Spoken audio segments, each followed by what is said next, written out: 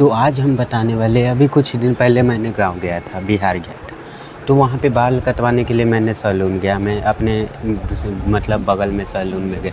तो सैलून में बगल में जो लड़का काट रहा था वो पहचान गया। तो वो कह रहा था SIP म्यूचुअल फंड समझ नहीं आया, कुछ कहते कैसे हो भैया, हमें समझ नहीं आया, हमें भी करना है भैया। तो मैंने पूछा कितना कमाते हो, तो उसने बोला कि 8,000 रुपये महीना। अब 8,000 रुपये महीना कमाने वाला SIP कैसे करे, उसे समझ नहीं आ रहा था, क्योंकि वो ज़्यादा पढ़ा लिखा भी नहीं था। तो मुझे ये समझ में आया कि इसके जैसे कितने ऐसे लड़के, कितने ऐसे लोग होंगे जो कि 10,000, 8,000, 12,000 कमा रहे हैं, लेकिन SIP में जब हम समझाते हैं तो एक्सेप्ट करके समझाते हैं तो कुछ मार्केट का पता होता है, इसलिए उनको समझ में नहीं आता। तो इसलिए हम सोचा कि आज ऐसा एक SIP पर ऐसा सेशन किया जाए जो मैं एक्सेप्ट करके चलूँगा कि उनको समझ आ रहा हूँ, जो सैलून में काम करते हैं, जो घरों में काम करते हैं, जो दुकानों में काम करते हैं, या काम वाले भाई हो, या जिसमें 6-7 हज़ार महीना या 10,000 रुपये महीने होती है, वो लोग SIP कैसे करें और उन लोगों को SIP के पूरी समझ में दे पाऊँ। तो आज मैं वो एजेंडा लेकर के SIP का सेशन करवाने आया। तो मेरा टारगेट आज का क्लियर है, आज उन लोगों को SIP समझा दूँ जिनको म्यूचुअल फंड नहीं पता, SIP मतलब नहीं पता, स्टॉक मार्केट नहीं पता है, LIC से मतलब बढ़ के कोई इन्वेस्टमेंट नहीं किया। आज मैं बताऊं कि SIP क्या है, SIP का पावर कितने है और कैसे करते हैं और मोबाइल में कैसे करते हैं। तो सबसे पहले डर, पैसा तो डूब नहीं जाएगा भैया, सब बताएंगे आज। जैसे कई सारे सवाल होते हैं लोगों के मन में ना, सारा सवाल हम आज ही देख लेंगे। SIP और म्यूचुअल फंड क्या होता है, दोनों में फ़र्क क्या है। कई लोगों को मतलब डाउट होते हैं कि दोनों में SIP में क्या है और म्यूचुअल में क्या है। SIP स्टार्ट कैसे करें, अमीर बन जाएंगे क्या SIP से, बन सकते हैं क्या, बात करेंगे। 500 रुपये महीना जमा करके 1 करोड़ रुपए कैसे हो जाता है भैया। 500 रुपये महीना से 1 करोड़ बन सकता है क्या, ऐसा होता है तो कितना दिन में हो जाएगा मेरा 500 रुपया 1 करोड़। तो कितने साल के लिए SIP करना जाए, 1 साल, 2 साल, 5 साल, 4, 10 साल, कितने सालों के लिए अच्छा रहता है ये बताइए। ठीक है, ये बताएंगे क्या 5 से 10 साल में 1 करोड़ SIP से बन सकता है क्या। एक SIP बन करके 1 करोड़ रुपए बना सकते हैं, या ये 5 से 10 साल में हो सकता है। कम से कम कितने साल के लिए SIP कर सकते हैं, ऐसे भी कितने लोग होते हैं, कम से कम बताओ कितने समय में कर सकते हैं। पैसा डूब तो नहीं जाएगा, ये सबसे बड़ा डर, पैसा कहीं नहीं जाएगा। नहीं, SIP कितना सेफ है, कोई रिस्क भी है क्या। SIP के पैसे कौन से डेट को कटवाना चाहिए, ये भी कन्फर्म होता है। कौन से डेट पे SIP के पैसे कटवाना चाहिए। क्या गलतियाँ लोग करते हैं जो हमें नहीं करना चाहिए। SIP में बहुत सारी गलतियाँ भी करते हैं लोग जो हमें नहीं करना। क्या कौन सा SIP सबसे अच्छा है ये बताओ, कौन से ऐप से SIP करना है सबसे अच्छा है और सबसे सेफ ऐप है वो भी बताऊँगा। ऐप में जाकर कैसे करते हैं, कैन से बटन पे क्या होता है वो बटन के लिए क्लिक करके बताऊंगा। ऐप बंद हो गया, ऐप है तो वो बंद हो सकता है, ऐप बंद हो गया, म्यूचुअल फंड कंपनी बंद हो गई तो क्या होगा हमारे पैसे का, इसका भी जवाब दूंगा। SIP से पैसे निकालते कैसे हैं, डालना तो बता देते हैं, निकालना नहीं बताते, निकालना भी बताएंगे। क्या कभी भी पैसे निकाल सकते हैं या कोई निश्चित समय होता है, ये भी बताऊंगा। बीच में पैसे निकाल लिया तो फाइन भी लगेगा क्या, हर महीने पैसा देना ज़रूरी है क्या, किसी महीने पैसे जमा नहीं कर पाए तो क्या होगा, ये बात भी राज में सवाल है। बेटी की शादी हो, बच्चे की पढ़ाई हो, रिटायरमेंट हो, भविष्य के लिए कोई बड़ा प्लान करना हो, इन सभी चीज़ों के लिए SIP काम करता है क्या।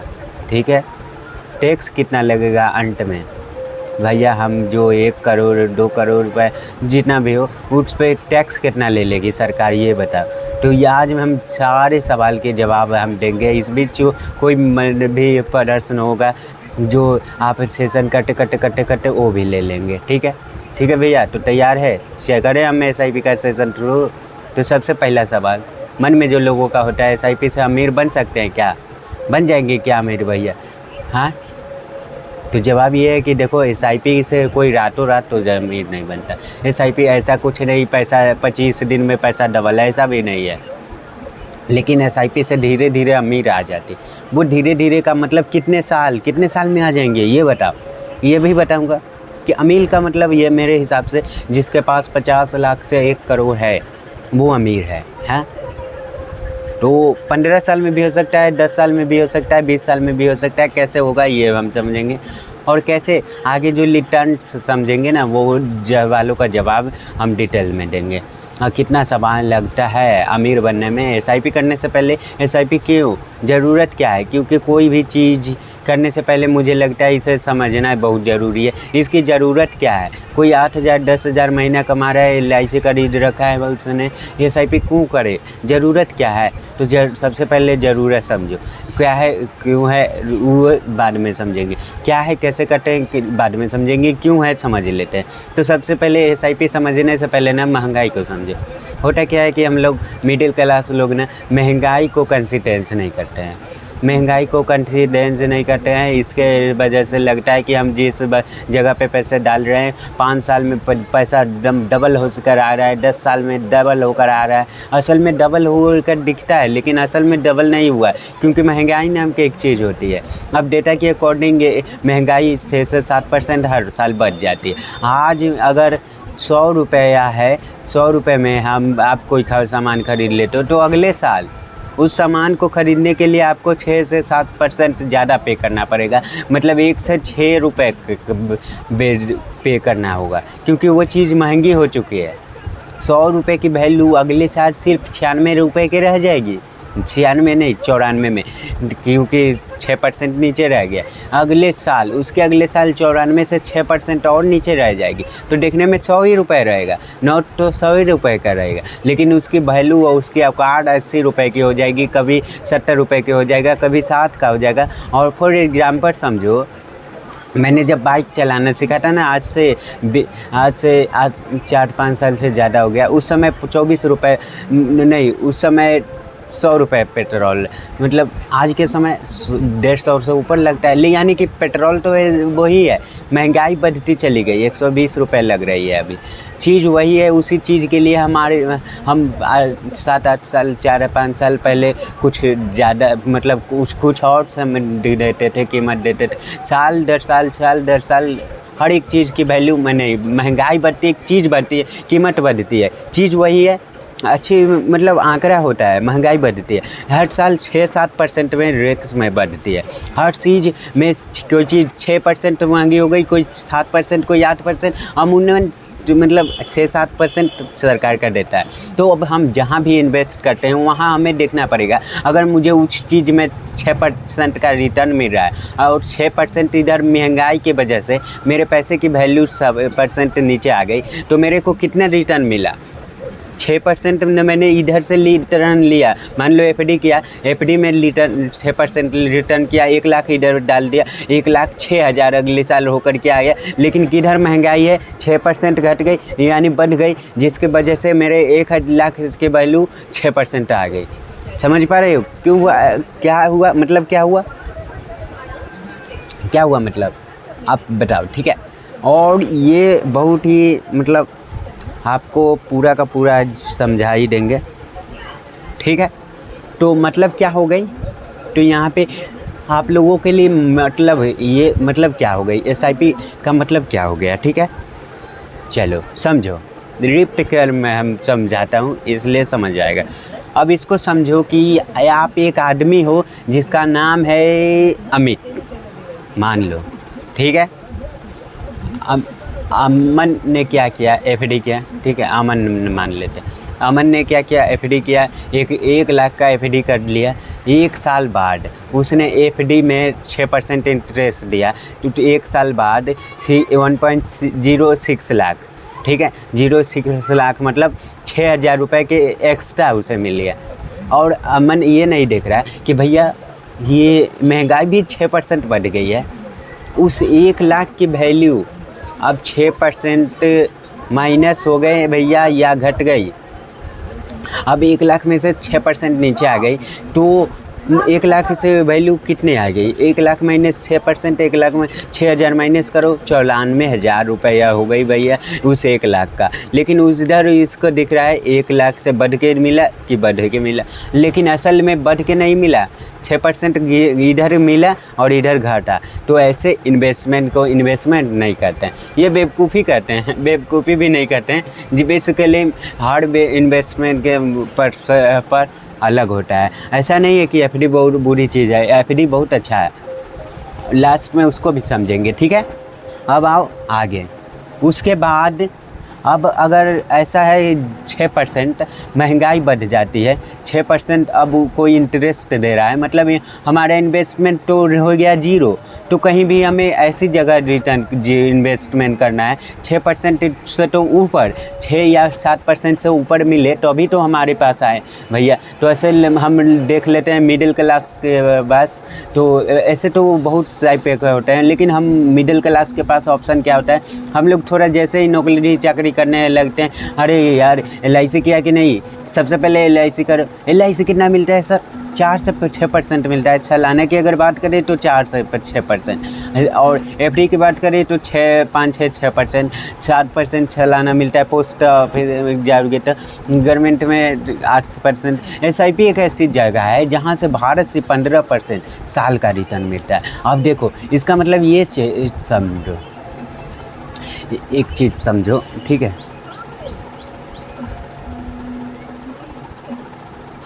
ठीक है, नहीं करना चाहिए, LIC नहीं करना चाहिए, ऐसा नहीं है सर। पर्पस अलग है लेकिन इंश्योरेंस इसका अलग है। इसका इमरजेंसी फंड बनाना है, सबके फंड अलग है।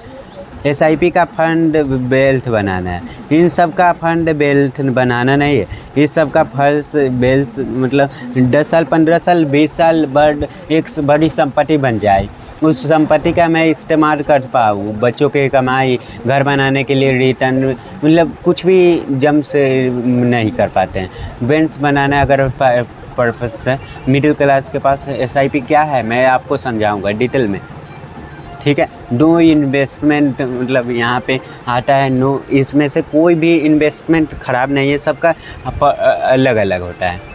अब SIP समझने के लिए सबसे पहले इन्वेस्टमेंट और सेविंग समझना पड़ेगा। इन्वेस्टमेंट तो सेविंग दोनों अलग अलग होती है। सुनने में लगता है कि सेविंग और इन्वेस्टमेंट दोनों एक ही बात है। अरे पैसा भी कमा रहे हो तो बचा रहे हो कि नहीं, पैसा कमा, बात तो एक ही है कि नहीं है सर? सब अलग अलग होते हैं। सेविंग का मतलब होता है कि पैसा बचना, आपने अगर बैंक में पैसा रखा है तो बचा है, पैसा तो बच रहा है। सीधा डिफरेंस मतलब समझो, अगर 6% इधर महंगाई बढ़ रही है, 6% का रिटर्न है तो आपका सेविंग थोड़ा इन्वेस्टमेंट हो रहा है नहीं, ठीक है। इन्वेस्टमेंट तो तब है जब आपका पैसों की वैल्यू बढ़ के मिले, 6% के वैल्यू बढ़ के मिले। 6% या उससे नीचे मिल रहा है तो इन्वेस्टमेंट नहीं कर सकते। क्यों? क्योंकि उधर 6 बढ़ता है, इधर 6 बढ़ के महंगाई खा जाती है, तो 6% तो इधर तो इससे नीचे का कहीं भी मिल रही है तो वो सेलिंग है। आपका पैसा बस बच रहा है, आप सेम हो रहा है, कुछ कमा के नहीं रहा है पैसा। कमा के कब रहेगा? जब 6% का लाएगा। तो ऐसी कोई भी जगह देखो जहाँ 6% का रिटर्न मिल रहा है, उससे कम या उससे बराबर मिल रहा है तो वो सेविंग है। हमें क्या करना है? SIP के जरिए इन्वेस्टमेंट करना है, सेविंग नहीं करना है। क्यों भी इन्वेस्टमेंट करना है तो उसे हमें बेल्ट बनाना है। अब सिंपल इंटरेस्ट और कंपाउंडिंग इंटरेस्ट, ये दो वर्ड सुनने के लिए मिलेगा। तो क्या होता है इसके पहले ही बता देता हूँ, उसके लिए मैं वापस से नोट ऑप्शन कर ले। देखो होता क्या है, 2 तरह के इंटरेस्ट होते हैं मैथ में, यानी इधर, ठीक है। दो होता क्या है वैसे आप लोगों का, मैथ में नहीं जा रहा है तो डरना मत कि हम ज़्यादा पढ़े लिखे नहीं है तो नहीं समझ में आएगा ऐसे। अरे भैया हम इतना टेक्निकल समझाएंगे ही नहीं, सिंपल इंटरेस्ट, ठीक है। आप जहाँ भी इन्वेस्ट करते हो आपको कुछ ना कुछ इंटरेस्ट मिलता है। FD में गए, FD में बोला 6% इंटरेस्ट मिला आपको, 6% मतलब ब्याज मिलेगा आपको, 6% तो एक्स्ट्रा मिलेगा पैसे के ऊपर, ठीक। उसको में इंटरेस्ट बोलते हैं। इंटरेस्ट भी ना 2 टाइप का होता है, एक सिंपल इंटरेस्ट होता है, एक कंपाउंड इंटरेस्ट होता है। हम कभी भी नहीं पूछते FDI से, LIC से, जहाँ भी इन्वेस्टमेंट करने जाते हैं, भैया हमें 6% मिलेगा या 7% मिलेगा, सिंपल इंटरेस्ट मिलेगा या कंपाउंड इंटरेस्ट मिलेगा, ये पूछना चाहिए आपको। क्योंकि असली खेल बड़ा खेल है। अगर सिंपल इंटरेस्ट का वो बेकार है, नहीं चाहिए मुझे, ठीक है। ये बेल्ट बनाने में कभी मदद नहीं करेगा, हमें बेल्ट बनाने में कंपाउंड करेगा। क्या होता है दोनों में मान लो अगर आपने 1 लाख कहीं इन्वेस्ट किए किसी भी जगह पे 1 लाख 6% का अगर आप इंटरेस्ट इन पर मिल रहा है, अगले साल ये कितना हो जाएंगे 1.06 लाख। ठीक। अब अभी कौन सा चल रहा है 2026 में 1 लाख रुपए डाला, अब 2026 के अंत तक 1.06 लाख मिल गया। अगले साल पैसा आपका वहीं जमा है, आपको इसी पे मिलेगा। इंटरेस्ट क्या है तो 6% या इस पे मिलेगा। इस पे अगर मिलेगा तो इस पे 6% मिलेगा, तो ये तो ज़्यादा अमाउंट ना हो गया भैया, क्योंकि इस पे 6% मिलने का मतलब ज़्यादा अमाउंट, क्योंकि इस पे नहीं मिलेगा इसी पे मिलेगा। फिर से अगले साल इसी पे मिलेगा। ठीक है, फिर से अगले साल 1.0 लाख ही होता है, उसके अगले साल फिर आपको 1 लाख पर ही मिलता है। तो आप सिंपल इंटरेस्ट पा रहे हो। कंपाउंड इंटरेस्ट क्या होता है? कंपाउंड इंटरेस्ट होता है फाइनल अमाउंट पर आपको इंपोर्ट कैलकुलेट करा जाता है। एक बार आपका पीरियड है, आपका ब्याज पर ब्याज मतलब ब्याज पर ब्याज, यहाँ जो ब्याज बना 6,000 रुपये, उस ब्याज पर एक्स्ट्रा ब्याज कुछ नहीं मिलता आपको। कुछ सिर्फ ये प्रिंसिपल मूलधन जो आपने पैसा दिया उसी पे ब्याज मिल रहा है। इस ब्याज पर ब्याज लगी हुई पैसे पर ब्याज नहीं मिल रहा है। तो कंपाउंड ब्याज पर ब्याज मिलता है, मतलब 1.06 अगर हो गया तो अगले साल इस पर 6% कैलकुलेट किया जाएगा। ये जो भी अमाउंट होगा, मान लो XYZ हो गया, तो अगले साल XYZ अमाउंट पर लगेगा 6%। तो भाई साहब और ज़्यादा बढ़ता चलेगा ना। इस केस में मल्टीपल होता है, मतलब पैसा फाट चीर करके निकलता है, बम्बार्डिंग होती है पैसा कमाई की, रिटर्न की। यहाँ नहीं हो पाएगा। तो SIP कंपाउंड रिफंड मिलेगा, तो आपको ऐसा भी नहीं है। तो बात SIP की कर रहे हैं, राष्ट्र में कंपेयर कर देंगे। कंपाउंडिंग क्या मिलता है SIP में? कंपाउंडिंग मतलब हमें क्या चाहिए, तो हमें यही चाहिए। क्यों चाहिए? क्योंकि हमें 10-15 साल बाद बेल्ट बनाना है, मतलब मोटा। ज़रूरी की बात कर रहे हैं ना अब हम आपस की इसमें। ठीक है, तो सिंपल इंटरेस्ट मतलब कंपाउंड इंटरेस्ट समझ पा रहा है तो समझा पा रहा हूँ। चलो ठीक है, आ रही SIP होता क्या है ज़रा ये समझो। अब मान लो चिंटू नाम का एक लड़का है, और गांव में बड़ा फेमस नाम होता है ना चिंटू। चिंटू नाम का एक लड़का है, उसकी मम्मी उसे 100 रुपये हर महीने देती, 100 रुपये उसे हर महीने देती, और बोलती है कि इसे गुल्लक में डाल दो इस 100 रुपये के हर महीने। तो जब 100 रुपये के हर महीने 12 महीने तक 100 रुपये डालता है, तो अंत में गुल्लक में 1200 रुपये जमा हो जाते हैं, 1200 रुपये जमा हो जाते हैं। अब एक सवाल, अगर ये 100 रुपये कोई गुल्लक में ना डाल करके किसी दुकान में इन्वेस्ट कर देता है। क्यों दुकान में? क्योंकि दुकान प्रॉफिट कमाते हैं, बिजनेस करते हैं ना, दुकान प्रॉफिट करता है, दुकान में डाल दिया होता है, और दुकान को ये बोलता है भैया मेरे 100 रुपये ये तुम रखो, अपने बिजनेस में इन्वेस्ट कर लो, मतलब जो भी माल वाल लाना है वो आप मेरे 100 रुपये के हिसाब से जो भी प्रॉफिट कमाओगे ना उसमें थोड़ा सा एक हिस्सा दे देना। मतलब मेरा 100 रुपये के इन्वेस्टमेंट हो गया तुम्हारे दुकान पर, तो ज़्यादा अच्छा फ़ायदा किस में है, गुल्लक में डालना या उस दुकान में डालना? तो दुकान में डालना है, क्योंकि दुकान वाला प्रॉफिट कमाएगा, एक्स्ट्रा पैसे कमाएगा। तो एक्स्ट्रा पैसे में कमाएगा तो उसमें से आपको भी देगा। गुल्लक में से वो एक्स्ट्रा नहीं आता, कुछ जितना डाला है उतना ही मिलता है। अब यहाँ पे कंसर्न है, मान लो किस दुकान में पैसा डालें, कौन सा दुकान अगले साल बंद हो जाएगा, ये कौन सा दुकान वाले अगले साल करोड़पति बन जाएगा? आपको पता है क्या? नहीं पता। कि क्यों नहीं पता? क्योंकि चिंटू जो है आम नौकरी चाकरी करने वाला लड़का था, 8-10 हज़ार रुपये कमाता, उसे नहीं पता था कि कौन से दुकान वाले अगले साल डबल प्रॉफिट कमाएगा या कौन से दुकान वाला वो अगले साल बंद कर देगा। इसके लिए चिंटू क्या करता है, एक एक्सपर्ट को पकड़ता है जिसको अलग अलग दुकानों की समझ है, जिसको धंधे की समझ है, जिसको पता है कि किसका दुकान वाला ज़्यादा अच्छा धंधा कर सकता है, कौन दुकान वाला नहीं अच्छा कर सकता है, या दुकान से 2-4 साल में करोड़पति बन जाएगा। तो उस आदमी के पास चिंटू जाता है और कहता है कि भैया 100 रुपये मुझे हर महीने इन्वेस्ट करना है, मुझे दुकान की तो समझ है नहीं, तो आप मेरे 100 रुपये ले लो हर महीने और अपनी समझदारी का इस्तेमाल करके और दुकान की चुन लो कहाँ डालना है, और जो कमाई होगी ना उसमें से थोड़ा सा हिस्सा मैं आपको भी दूंगा। तो एक्सपर्ट क्या कहेगा, कि बिल्कुल सही, मैं एक्सपर्ट बिल्कुल अपनी समझदारी का लिए हिसाब करके और कौन सी दुकान में कमानी है और वो जो कमाई होगी वो आपस में बांट लेगा। तो इन्वेस्टमेंट करने वाले को कोई दुख नहीं, मतलब चिंटू को इस बात की दुख नहीं है, कोई टेंशन नहीं है, क्योंकि उसने एक्सपर्ट पकड़ लिया। एक्सपर्ट का काम ही यही है, यही होता है SIP। ठीक है, समझ गया? SIP यही होता है। आप लोगों को हम अच्छे से समझा दिए, ठीक है? आपको समझ आ गया? चलिए अब हम आपको पूरा अच्छे से समझा देता हूँ, ठीक है? SIP यही होता है, SIP, ठीक है? SIP में हम लोग क्या करते हैं, एक एक्सपर्ट को पकड़ते हैं, उस एक्सपर्ट को पैसे देते हैं, 500 रुपये महीना, 1000 रुपये महीना, 2000 रुपये, कितना भी। वो एक्सपर्ट कहाँ हमारा पैसा डालता है, कौन से दुकान में डालेगा? वो शेयर मार्केट में डालता है पैसा। अब शेयर मार्केट सुनते ही बहुत सारे लोगों के कान खड़े हो जाए, अरे भाई ये तो बहुत जो जुआ है, ये बर्बाद हो जाता है पैसा। ऐसा नहीं है। हाँ, हम और आप, कहने का मतलब जिसको जानकारी नहीं है शेयर मार्केट, अगर वो शेयर मार्केट में डायरेक्ट डालेगा तो नीचे तो उसके पैसे डूब जाएगा, निश्चित। 100 डालो, लाख डालो, निश्चित पैसे डूब जाएगा अगर वो शेयर मार्केट में पैसे डालेगा, किसको बिना जानकारी के बिना। क्योंकि शेयर मार्केट में बहुत सारी दुकान है, बहुत सारी दुकान, कहने का मतलब बहुत सारी कंपनियाँ हैं, बहुत सारे शेयर है, और हमको पता नहीं है कि कौन सा शेयर डबल करेगा, कौन सा शेयर बर्बाद हो जाएगा।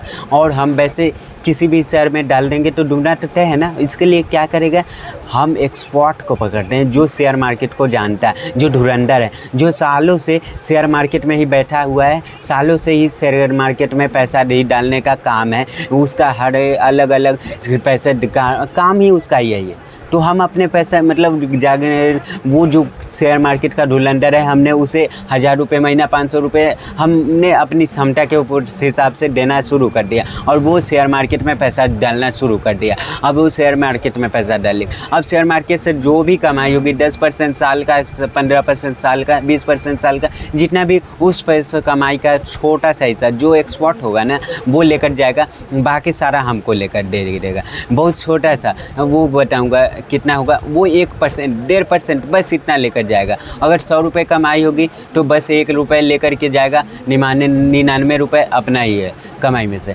अब एक्सपर्ट होता है ना, हम इसे कहते हैं फंड मैनेजर। क्या कहते हैं? Fund manager. फंड मैनेजर नाम याद नहीं रहता है तो कोई ज़रूरत नहीं, शेयर मार्केट का एक्सपर्ट, ठीक है? Fund manager.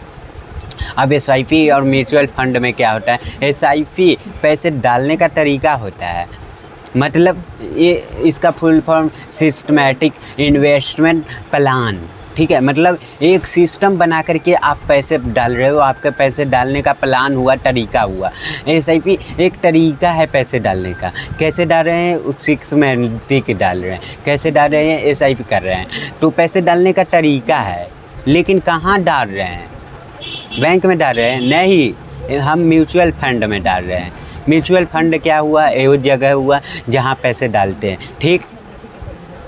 तो म्यूचुअल फंड क्या हुआ? उस जगह हुआ जहाँ हम पैसे डाल रहे हैं। तो म्यूचुअल फंड एक कंपनी हो गई, एक बड़ी सी कंपनी होती है, SBI, HDFC, बीकॉन, ये ऐसी बड़ी बड़ी कंपनियाँ। उस कंपनियों ने अपने अपने फंड बनाए हुए हैं, उस कंपनियों ने फंड मैनेजर को रखे हुआ है या एक एक्सपर्ट को रखा हुआ है। हम जैसे ही पैसे उस कंपनी में डालते हैं, किसके ज़रिए? हम उन कंपनियों के म्यूचुअल फंड के ज़रिए डालते हैं। फंड मैनेजर उस पैसे को उठा कर क्या करता है? दिमाग दौड़ाता है, कौन सा शेयर में डाले, इस आदमी का 500 भैया, इसका 500 डूबना नहीं चाहिए, कमाई होना चाहिए, को अब उसका दिमाग दौड़ना चाहता है। फिर आपके पैसे का आप उठा करके हमारे 500 के लिए कहोगे कि हमारे 500 के लिए कोई एक्सपर्ट इतना, हम तो 500 न डाल रहे हैं, 500 रुपये तो आप डाल रहे हो, लेकिन पूरे देश से ऐसे कितने 500 डालने वाले लोग हैं जो कि उनके कंपनी पर डाल रहा है, जो कि उसके म्यूचुअल फंड पर डाल रहे हैं। आपको नहीं पता है तो उसके पास जो महीने का पैसे पहुंचता है, ठीक है,